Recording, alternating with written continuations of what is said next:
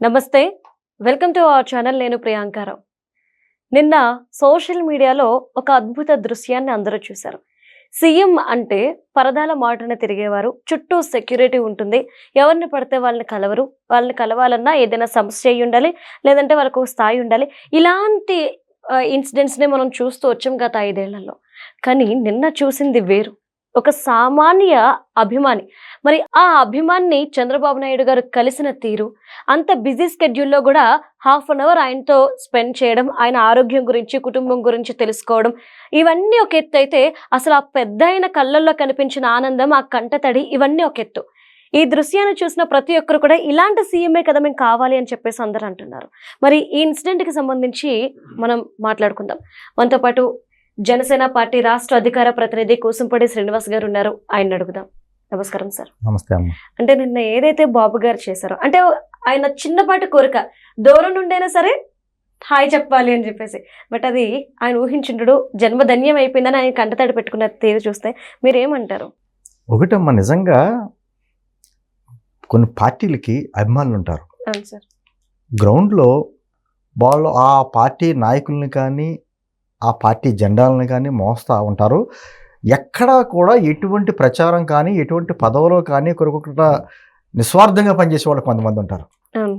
నిన్న సత్యనారాయణరావు గారు, ఆయన పెద్ద ఆయన 96 ఏళ్ళు వయసట, ఆయన కోరిక చంద్రబాబు గారిని కలవాలని. అంతే. సరే, ఆయన మనవడు ఏదో వీడియో తీసి పెడితే అది సీఎం గారి దృష్టికి వెళ్ళడం, సీఎం గారు వెంటనే స్పందించి ఆయన కూడా రెస్పాండ్ అయ్యి నేను వస్తున్నాను ఆ ఏరియాకి, మిమ్మల్ని కలుస్తానని చెప్పి పెట్టడం, ఆయన కల్పించడం.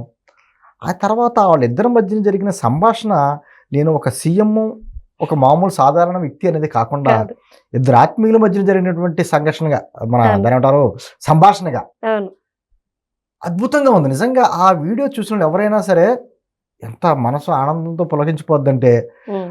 అంటే నిష్కల్మషంగా అతను మాట్లాడిన విధానం, ఎవరు ఆ పెద్ద ఆయన, దానికి ఈయన స్పందించిన తీరు, ఉమ్.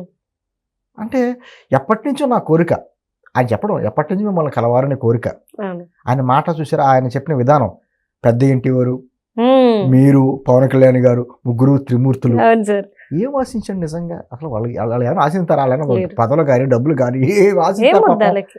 ఎప్పటి నుంచో బ్రిటిష్ వాళ్ళ కాలంలో పుట్టాను నేను, ఇంత వయసు వచ్చింది, హ్యాపీయెస్ట్ లైఫ్, నాకు 2 కొడుకులు 3 కూతుర్లు, అందరూ నన్ను హ్యాపీగా చూసుకుంటారు, అవును. ఎటువంటి లోటు లేదు. నిజంగా ప్రపంచంలో అత్యంత పెద్ద కోటీశ్వరుడు ఎవరంటే ఆయనే. అంతకంటే సంపద ఇంకేముందమ్మా ఈ రోజున. కనీసం ఎన్నో కోట్లు సంపాదించారో మనశ్శాంతిగా ఉండదు, సరైన తిండి తినలేరు, కంటి నిండా నిద్రపోలేరు. ఇంకా అటువంటి వాళ్ళతో పోలిస్తే ఈయన అత్యంత కోటీశ్వరుడు. ఉమ్. చంద్రబాబు గారి కళ్ళలో చూసారు ఆనందం. చంద్రబాబు గారు ఈ ప్రపంచంలో బిల్ గేట్స్ స్థాయి నుంచి ఎంతో పెద్ద పెద్ద వ్యాపారవేత్తల్ని, పారిశ్రామికవేత్తల్ని, పెద్ద పెద్ద రాజకీయ నేతల్ని, ప్రధానమంత్రుల్ని, రాష్ట్రపతుల్ని ఎంతమంది కలిసి ఉంటారు, కానీ ఇతను కలిసిన ఆనందం ఆయనలో కనపడలేదు నాకు. అవును. ఆయన ఎంత హ్యాపీగా ఒక ఫ్రెండ్ తోటి, ఒక ఆత్మీయుడితోటి మాట్లాడుకున్నట్టు ఆయన కళ్ళల్లో ఆనందం. ఈయన కూడా ఎక్కడ బెరుగు లేకుండా ఈయన తన విధానాన్ని చెప్పుకునే విధానం కావచ్చు, నిజంగా అద్భుతం. ఆయన చూడండి, ఇన్ని చేసిన ఆయన్ని నీకేం కావాలి అంటే దాన్ని ఏమంటారు, మనసులోంచి వచ్చిన ఇది, నీకేం కావాలి అని అడిగితే ఆయన రెండు ఒకటేమో తన కొడుకు అనారోగ్యంగా ఉన్నాడు, అతను కొంచెం సాయం చేయమని అడిగాడు. రెండోది గ్రామం గురించి అడిగాడండి.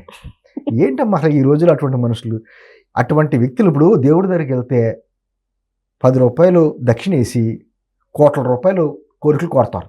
అవును. ప్రజల మనస్తత్వం అది. నాకు అది కావాలి, ఇది కావాలి, నా కుటుంబానికి అది కావాలి, నా బిడ్డలకి ఇది కావాలి, నాకు ఇంత ఈ కోరికలే తప్ప సమాజం గురించి ఆలోచించే వ్యక్తులు చూసారా. నిజంగా అతను మా ఊరికి డ్రైనేజ్ లేదండి, డ్రైనేజ్ వేయించండి, రోడ్డు లేదండి, రోడ్డు వేయించండి, ఎంత ఆప్యాయంగా అడిగాడు అతను మురిసిపోయాడు. అయినా కూడా చంద్రబాబు గారు పదే అడిగాడు, నీకేం కావాలి చెప్పు, నీకేం కావాలి చెప్పు, నీకు అక్కడ బాగానే ఉంది కదా, మరి ఆ ఇంట్లోనే ఉంటావా అంటే, మరి ఇల్లు అయినా కట్టుకుంటావా అంటే, డబ్బులు లేవు కదా సార్ అన్నాడు. అంతే తప్ప మీరు ఇవ్వండి ఆ ఇల్లు కట్టించడం నోరు తెరిచారు అడగలేదైనా. ఆయన మనసులో వెంటనే వచ్చింది, నీకు ఎందుకు 4 నెలలు ఇల్లు కట్టిస్తానని చెప్పేసి అని వెంటనే కలెక్టర్ గారిని పిలిచి వెంటనే చెప్పించడం. ఏంటమ్మా ఇటువంటి వ్యక్తులు, నిజమైన వ్యక్తులు ఎవరంటే సమాజం గురించి ఆలోచించారు చూసారా. అతను మామూలు సాధారణ రైతు, హ్యాపీయెస్ట్ లైఫ్, తింటే ఉన్నది తింటారు, సరదాగా ఏమైనా తాగాలంటే తాగుతారు, నీట్ జీవితం. ఆ భార్య కూడా ఉంది, వాళ్ళు 11 మంది అంట, ఆ అన్నదమ్ములు 7 నలుగురేమో అక్క చెల్లెళ్ళు. అంత ఇదిగా అదే అడిగారు చంద్రబాబు గారు, నువ్వు ఎంతమందిని మీరు చూసుంటారు కదా, ఎన్నో పరిపాలన చూసుంటారు, ఎలా ఉంది ఇప్పుడు అని అడిగితే అతను చెప్పిన విధానం అవును సార్. అంటుంది ఇది ఒక ఇద్దరు వ్యక్తుల మధ్యన సంభాషణగా కాకుండా అసలు ఇద్దరు ఆత్మీయుల మధ్యన సంభాషణగా నిజంగా నేను సోషల్ మీడియా షేక్ ఇచ్చింది కదా మొత్తం. మొత్తం అందరూ తెలుగుదేశం సార్. పార్టీ నుంచి పైన కింద అందరూ కూడా రెస్పాండ్ అయ్యారు. అవును. ఎందుకంటే అదే విధంగా నేను పవన్ కళ్యాణ్ గారిలో చూస్తానమ్మా. పవన్ కళ్యాణ్ గారు చుట్టుపక్కల ఎంతమంది వాళ్ళతో మాట్లాడినా, పార్టీ నాయకులతో మాట్లాడినా ఆయన కనపడిన ఆనందం, ఆయన గిరిజన గ్రామాలకు వెళ్తూ ఉంటాడు. ఆయన గిరిజన గ్రామాలకు వెళ్ళినప్పుడు అక్కడ అంటే ట్రైబల్స్, ఆ మహిళలు, ఆ కల్మషం ఉండదు పాపం. అవును. ఈయన్ని చూడడం చాలు, ఈయన్ని ముట్టుకుంటే చాలు, ఈయన పక్కన కూర్చుంటే చాలు అనేటువంటి వ్యక్తులు వాళ్ళ మాటల విధానంతో ఆయన మురిసిపోతూ ఉంటాడు.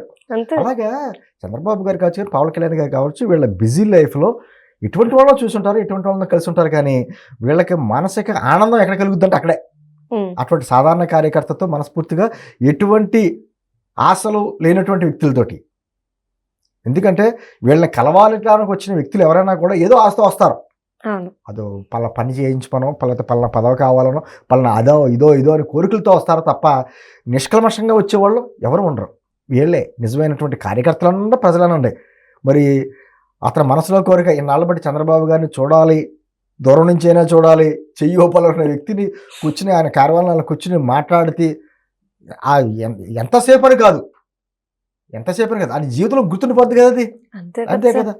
ఎవరికైతే అక్కడ ఆనందం కదా. ఇప్పుడు మళ్ళాంటి వాళ్ళకే చంద్రబాబు గారి దగ్గరికి వెళ్ళి అన్ని నిమిషాలు కూర్చోవాలంటే మనకు దక్కదు ఎక్కడ సార్. అటువంటిది ఎంతంది పదే ఎందుకు చెప్తున్నానంటే, ఇది మామూలు సాధారణంగా చంద్రబాబు గారు కానీ పవన్ కళ్యాణ్ గారు కానీ ఎక్కడికి వెళ్ళినా ప్రజలను కలుస్తూ ఉంటారు, మాట్లాడుతూ ఉంటారు. కానీ ఇంత మనస్ఫూర్తిగా వాళ్ళ మనసులో ఉన్న ఆనందాన్ని పంచుకునే వ్యక్తులు కుటుంబ సభ్యుల కంటే, పార్టీ సభ్యుల కంటే, అందరికంటే కూడా ఇటువంటి ప్రజలతో మమేకమైనప్పుడే వాళ్ళకి నిజమైన ఆనందం. చంద్రబాబు గారికి నాకు తెలిసి రీఛార్జ్ అయిపోయి ఉంటాడు ఆయన. మళ్ళీ ఇంకో 20 సంవత్సరాలు పర్వాలేదు, ఆయన 96 వయసు, నేను 76 వచ్చిన ఇంకో 20 సంవత్సరాలు నాకేం పర్వాలేదు, నేను స్ట్రాంగ్గా ఉండొచ్చు అని బూస్ట్ అయిపోయి ఉంటాడు ఆయన. అంతే కదా. నీ అంటుంది ఇది వాళ్ళకి మనసులో ఆనందాన్ని బయటపెట్టి ఇవమ్మా. నీ అంటుంది ఇంకేం వేరే పదవులు కదా. ఇప్పుడు 4 సంవత్సరాలు ముఖ్యమంత్రిగా చేసిన రాని ఆనందం ఆయన దగ్గర 4 నిమిషాలు కూర్చున్నప్పుడు వచ్చి ఉంటుంది చంద్రబాబు గారికి. నీ అంటుంది ఇటువంటి వ్యక్తులే నిజంగా పార్టీలకు కానీ నాయకులకు కానీ ఆనందాన్ని ఇచ్చేది, వెనువెంట నడిచేది, ప్రజల్లో అంటే సమాజ హితం కోరుకునే వాళ్ళ అమ్మాయిలో. సమాజ హితం, నాకు రోడ్లు కావాలండి, రోడ్లు వేయండి బాబా అని అడుగుతున్నారు చూసారా. తనకంటూ సొంతంగా ఏం అడగకుండా ఇటువంటి వ్యక్తులు చిరస్థాయిగా నిలబడతారమ్మా. నిజంగా ఆ వీడియో చూసిన తర్వాత రాజకీయాలకు అతీతంగా అందరూ కూడా 1-10 సార్లు చూసుంటారు. 1-10 సార్లు చూసుంటారు. బ్రాహ్మణి గారి నుంచి, లోకేష్ గారి నుంచి మొత్తం అందరూ రెస్పాండ్ అయ్యారు. చంద్రబాబు గారు కూడా రెస్పాండ్ అయ్యి ట్వీట్ చేశారు. అంతే. నేను అంటుంది ఇటువంటి ఆనందాలు చిరస్థాయిగా ఉంటాయి. నిజంగాను చాలా సంతోషం వేసింది ఆ వీడియో చూసాక. Right. Thank you so much sir.